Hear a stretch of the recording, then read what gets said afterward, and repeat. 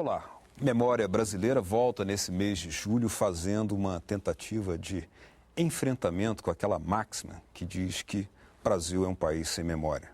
Uma tarefa gigantesca, mas há sempre uma responsabilidade dos meios de comunicação a nos animar a enfrentá-la. Nesse mês de julho, nosso programa, que é mensal, ele busca o diálogo com 3 personalidades super importantes da história da cultura brasileira. O primeiro deles, Monteiro Lobato, o escritor, o editor do Brasil, o homem empreendedor, o nacionalista. O segundo, Câmara Cascudo, considerado um dos maiores folcloristas do mundo. E o terceiro, o poetinha, o cantor, compositor, o diplomata, Vinícius de Moraes.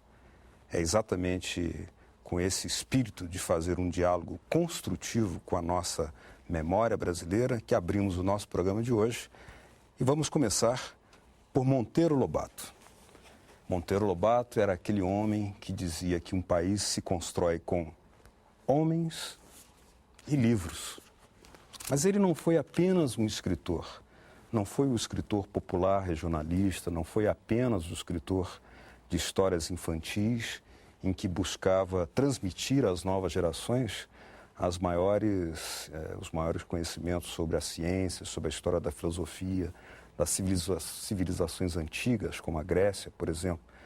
Monteiro Lobato era também um homem que abraçou o Brasil como causa e tentou escrever o Brasil no cenário das nações, através das suas ideias, da afirmação da nacionalidade. Esse é Monteiro Lobato, um homem que editou o Brasil perante o mundo.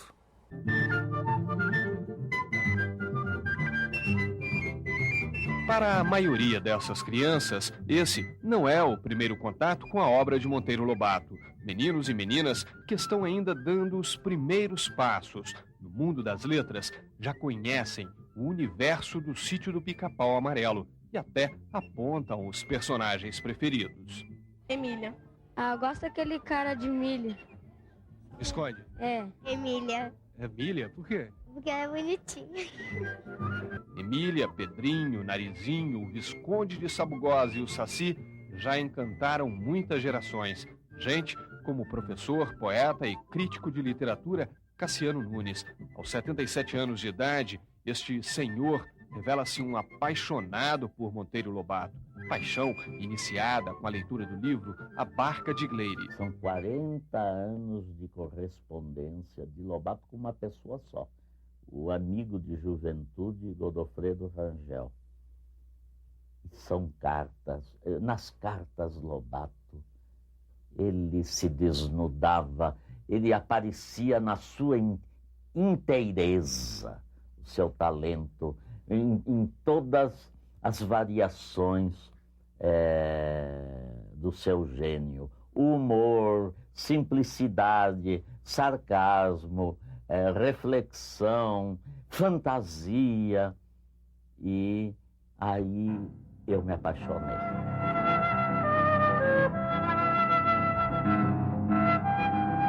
José Renato Monteiro Lobato nasceu em 18 de abril de 1882. Na infância, ele viveu em Taubaté, entre a casa dos pais e a chácara do avô, o Visconde de Tremembé. Juca, apelido de infância, cresceu pescando piabas e brincando entre jaqueiras e mangueiras. Aos 11 anos, cismou de mudar de nome para usar a bengala do pai, com as iniciais JBML. José Bento Monteiro Lobato, como passou a assinar, mostrava que era criança de muita vontade. O sonho do garoto era ser pintor, mas aos 16 anos, o avô impôs ao neto o curso de Direito. A Escola de Belas Artes perdeu um aluno promissor. A pintura tornou-se um hobby.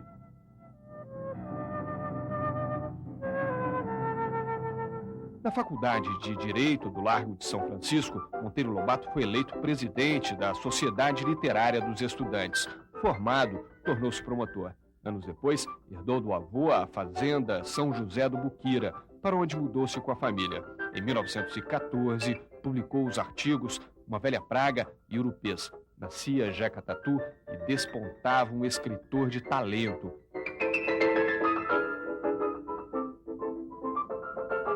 3 anos depois, o primeiro livro, O Saci Pererê, resultado de um inquérito.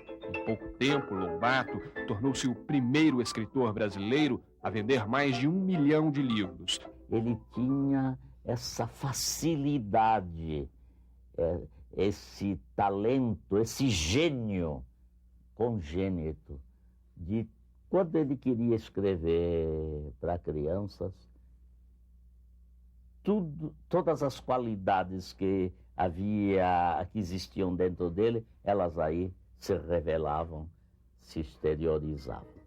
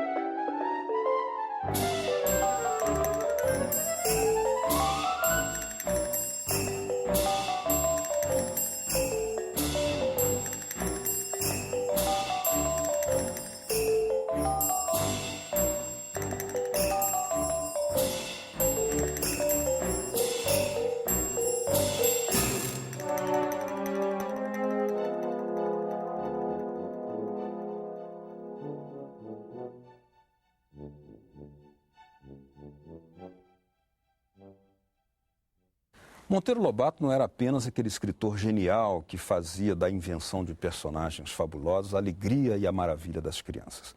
Ele era também um empreendedor. Ele acreditava na industrialização do Brasil. Ele fundou empresas, especialmente na área de editoração. Aproveitando que era jornalista, divulgava a necessidade de que se lessem livros.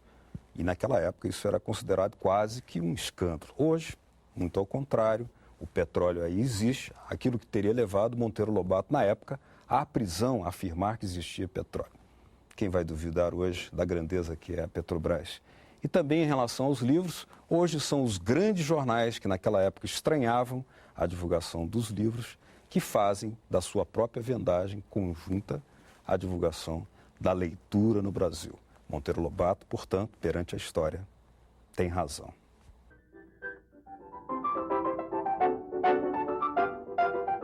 Aventurou-se no mundo dos negócios, fundou editoras, montou o maior parque gráfico da América Latina, explorou o petróleo, mas nos negócios, Lobato não tinha sorte. A maior parte das empresas que fundou foi à falência, perdeu dinheiro até na Bolsa de Nova York. Ele era sempre levado, não pelo instinto do negócio em si.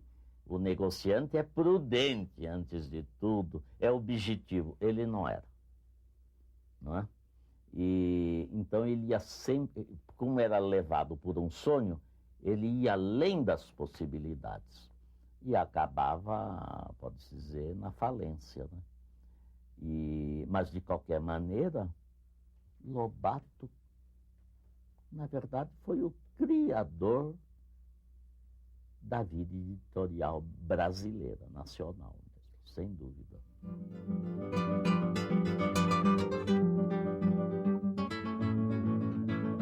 Em Intelectual reconhecido, Monteiro Lobato teve forte influência na vida política brasileira. Adido comercial do Brasil em Nova York durante o governo Washington Luiz, Lobato apaixonou-se pela sociedade norte-americana. Ele queria se tornar um grande capitalista, como Rockefeller, para se tornar também como Rockefeller, sabe o quê?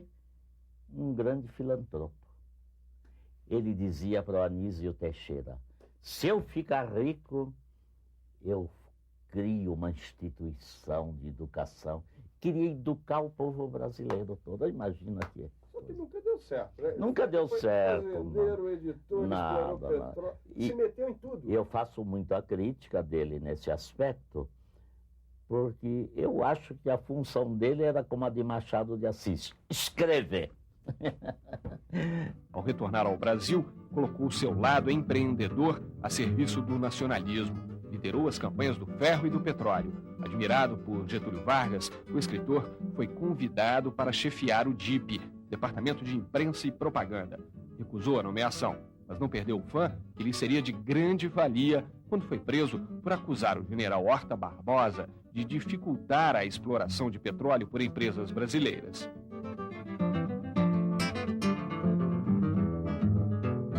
Monteiro Lobato morreu no dia 4 de julho de 1948. Aos 66 anos de idade, um derrame matou o escritor que Oswald de Andrade dizia ter criado a literatura infantil brasileira.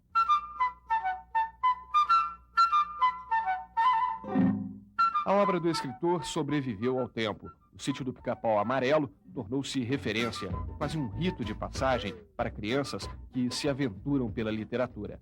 Guiadas pelas mãos dos personagens do sítio, meninos e meninas se apaixonam pelo mundo das letras. O sucesso levou a obra de Lobato à TV. A estreia foi em 1952, mas a série mais conhecida foi a coproduzida pela Rede Globo e TV Educativa, que ficou no ar entre 1978 e 1980.